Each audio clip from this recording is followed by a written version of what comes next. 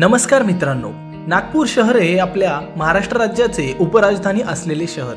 ह्या नागपूर सिरीजमध्ये आपण नागपूर जवळील काही प्रसिद्ध आणि पर्यटन स्थळांची माहिती घेणार आहोत। त्यातील प्रथम आहे नगरधन किल्ला। नगरधन किल्ला हा नागपूर जिल्ह्यात रामटेक पासून वायव्येस सुमारे 7 किलोमीटर अंतरावर असलेला एक भुईकोट प्रकारातील किल्ला आहे।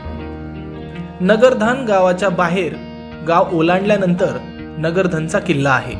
नागपूर पासून वाहनाने 1.5 तासात नगरधन पर्यंत पोहोचता येते। वाकाटक कालीन असलेल्या या किल्ल्यास जुना इतिहास आहे। इसवी सनाच्या 4थ्या शतकात ही जागा नंदीवर्धन म्हणून ओळखली जात होती।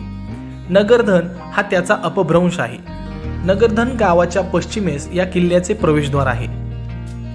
प्रवेशद्वारावर लोखंडी सुळे बसवलेले आहेत। प्रवेशद्वार मजबूत स्थितीत आहे। दाराच्या आत पहारेकऱ्यांच्या देवड्या आहेत। पूर्वी आत येणाऱ्यांची चौकशी व झाडाझडती येथेच घेतली जायची।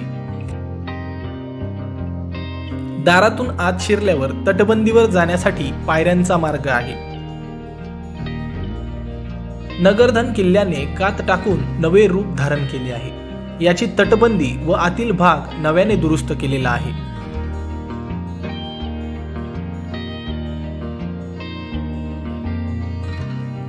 किल्ल्याच्या आत वाड्याचे तसेच इतर निवासस्थानांचे अवशेष आहेत। जुन्या वाड्याचे अवशेष दिसत आहेत।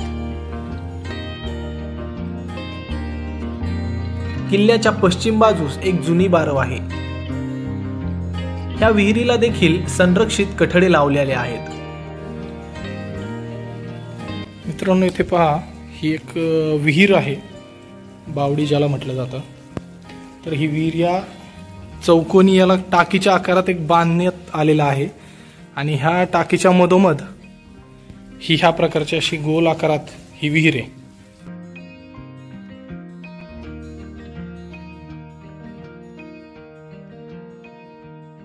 किल्ल्यामध्ये 3 मजली खोल विहीर आहे।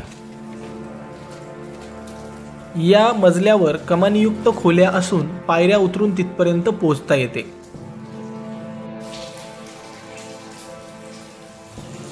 मंदिराच्या ह्या बाजूला जाण्यासाठी आपल्याला या ठिकाणावरून जावं लागतं। तर इथं असे भुयारी मार्ग तयार केलेले आहेत जुन्या काळातले। तर ह्या मार्गातून आता हे बंद ठेवले आणि ह्या मार्गातून खाली जाऊन त्या मंदिराच्या या बाजूला जाता येते। ही जी बाजू आहे ना, या बाजूला जाण्यासाठी त्या मार्गाचा वापर होतो। या ठिकाणी आपण अशा त्या भुयारी मार्गातून इथं जाऊ शकतो। भवानी मातेचं हे मंदिर आहे। अलीकडील काळात पुरातत्व खात्याकडून येथे उत्खनन करण्यात आले। त्यात जुनी भांडी, दागिने, हत्यारे, दगडी स्फटिके, इमारतीचे अवशेष पाहायला मिळाले। या किल्ल्याचे महत्त्व लक्षात घेऊन किल्ला पूर्ववत करण्याचे काम पुरातत्व खात्याने पुरेपूर केले आहे।